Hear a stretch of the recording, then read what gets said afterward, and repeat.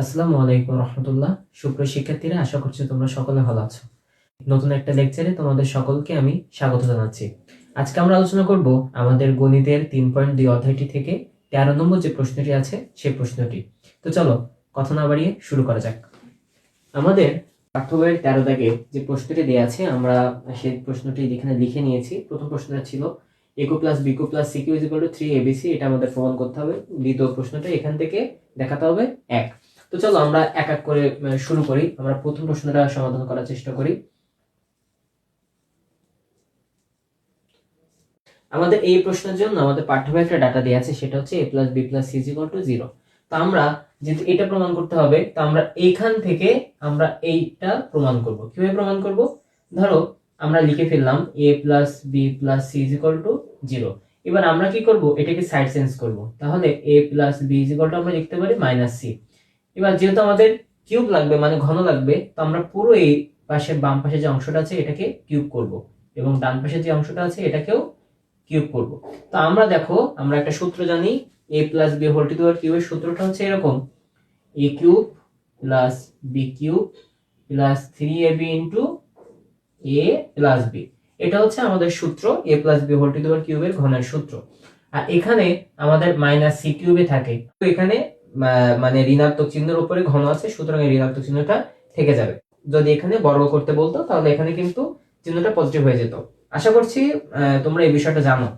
এখন আমরা এখান থেকে কি করতে পারি? আমরা যেহেতু a plus B is equal to, আমরা যদি এখানে ক্যালকুলেশন করে দেখেছিলাম যে a plus B is equal to minus C, আমরা এখন এইটাকে মাইনাস সি পাঠিয়ে দিব। তাহলে আমরা ওইটা বসাই, চলো a cube plus B cube plus 3ab into আমরা এখানে লিখতে পারি মাইনাস সি, যে এখান থেকে পেয়েছিলাম, is equal to minus C to the power cube. তাহলে দেখো এখন আমরা কি করব? a cube plus B cube side change করে যদি নিয়ে আসি পাশে, তাহলে হবে সি কিউব।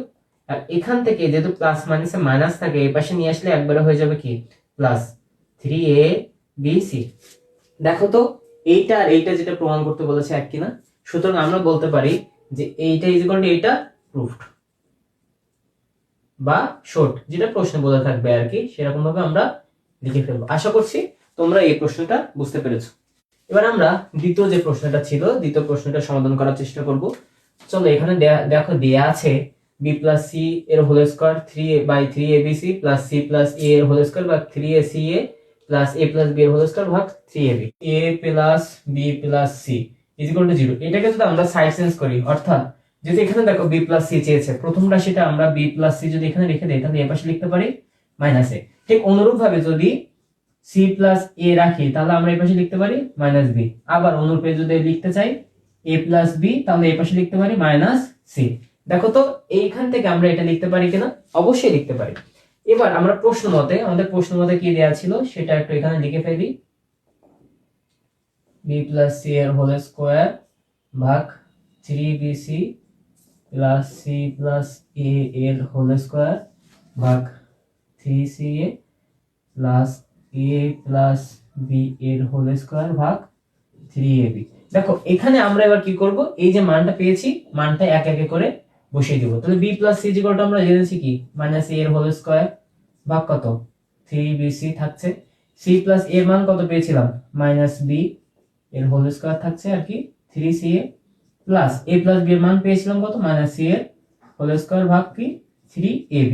এবার এটাকে আমরা একটু আগে বলেছিলাম যদি মাইনাসের বর্গ করা হয় তাহলে সেটা পজিটিভ হয়ে যায়। তো দেখো এখানে থাকছে কি a স্কয়ার ভাগ 3bc প্লাস b স্কয়ার ভাগ 3ca প্লাস c স্কয়ার ভাগ 3ab। এবার এটাকে আমরা লসাগু করে দিব। যদি লসাগু করে দেই তাহলে আসে 3abc। দেখো তো 3 আর bc থাকছে না, তাহলে এখানে বাদবাকি অংশটা আছে কোনটা? a। a কে যদি উপরে গুণ করি তাহলে আমাদের থাকছে কি a কিউব প্লাস দেখো এখানেও ভাবে দেখো 3c এ যদি বাদ দিই তাহলে থাকে কি b, তাহলে এটাকেও হবে কি b কিউব এবং এই পরবর্তীটাও হবে কি অনুরূপে c কিউব। আমাদের এই যে অংশটুকু বলেছে এই যে ইজ ইকুয়াল টু কত প্রমাণ করতে বলেছে 1। আমরা কি একটা সূত্র জানি কিনা? আমরা দেখো 3.1 একটা সূত্র জেনেছিলাম যে a cube plus b cube plus c cube, এটাকে লিখতে পারি কি ইজ ইকুয়াল টু 3abc। এটা সূত্রটা আমরা জেনেছিলাম কিনা? সো এই সূত্রটা আমরা এইখানে এবার বসিয়ে দিব, মানে উপরে লিখতে পারি আমরা 3abc ভাগ 3abc। এটা কেটে কেটে থাকে কত 1, দেখো তো এখানে যেটা প্রমাণ করতে বলেছে বা দেখাতে বলেছে সেটা আমরা এখানে লিখতে পারছি কিনা বা এসেছে কিনা। অতএব আমরা বলতে পারি কি এইটা ইজ ইকুয়াল টু এইটা শর্ট। যখন আমাদের এই ধরনের অঙ্কগুলো করতে বলবে তখন কিন্তু অবশ্যই আমাদের লেফট হ্যান্ড সাইড বা রাইট হ্যান্ড সাইড এটা ধরে নিয়ে করতে হবে। মানে আমি লিখতে ভুলে গিয়েছি, তোমরা লিখে ফেলবা left hand side is equal two এটা লিখবা এবং এটা ইজ ইকুয়াল টু লিখবা রাইট হ্যান্ড সাইড, মানে এটা বাম পক্ষ এটা ডান পক্ষ, ইজ ইকুয়াল টু লিখবা কি শর্ট। এটা অবশ্যই তোমরা লিখবা, না হলে কিন্তু এখানে তোমরা 1 মার্ক পাবে না। সো আশা করছি তোমরা এই দুইটা প্রশ্ন, যেটা ইম্পর্টেন্ট প্রশ্ন এবং প্রত্যেক পরীক্ষায় আসার সম্ভাবনা থাকে, এই দুইটা প্রশ্ন তোমরা সহজে সমাধান করতে পারবে। এই আশা রেখে আজকের ক্লাস আমরা এখানে শেষ করছি। আসসালামু আলাইকুম।